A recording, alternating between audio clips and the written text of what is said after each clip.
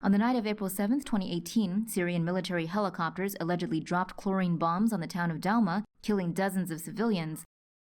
The Organization for the Prohibition of Chemical Weapons sent a fact-finding mission to investigate 2 sites where gas cylinders were found, a rooftop balcony and a bedroom.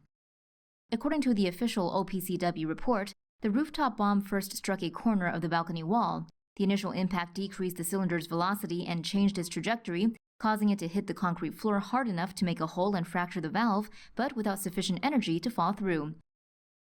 At the bedroom location, the official report maintains that the chlorine-filled cylinder fell parallel to the roof of a building and crashed through the concrete. It fell through and briefly impacted the floor, then continued forward on an altered trajectory that landed it on the bed.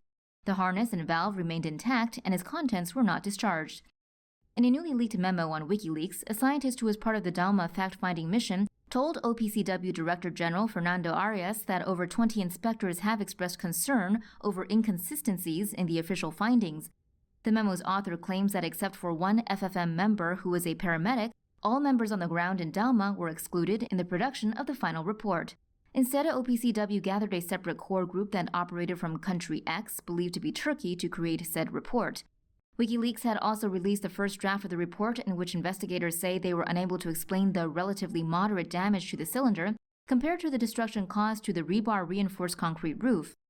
Blood and other samples taken from alleged victims who fled to Turkey found no trace of any nerve agent, a finding left out in the final report.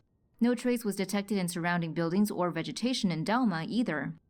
Another crucial finding involves the symptoms of the victims in the alleged chemical attack as being inconsistent with exposure to chlorine-containing choking or bloody agents like chlorine gas, phosgene, or cyanogen chloride. These directly contradict the final report, which states the investigation found reasonable grounds that the use of a toxic chemical as a weapon took place.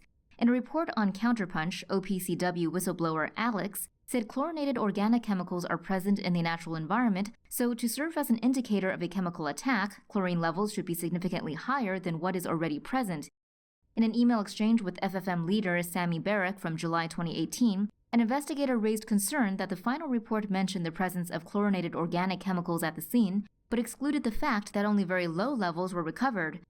Earlier in May, a leaked OPCW engineering assessment by ballistics expert Ian Henderson had found that the characteristics of the cylinders and surrounding scene were inconsistent with being dropped from an aircraft. It concluded that there is a higher probability they were manually placed at the 2 sites. In Counterpunch, Alex mentioned an incident that could explain why the OPCW was ignoring so many dissenting voices. In July 2018, Alex claims that the OPCW was visited by U.S. officials from an unknown U.S. agency who told them emphatically that the Syrian regime had conducted a gas attack and that the 2 cylinders found on the roof and upper floor of the building contained 170 kilograms of chlorine.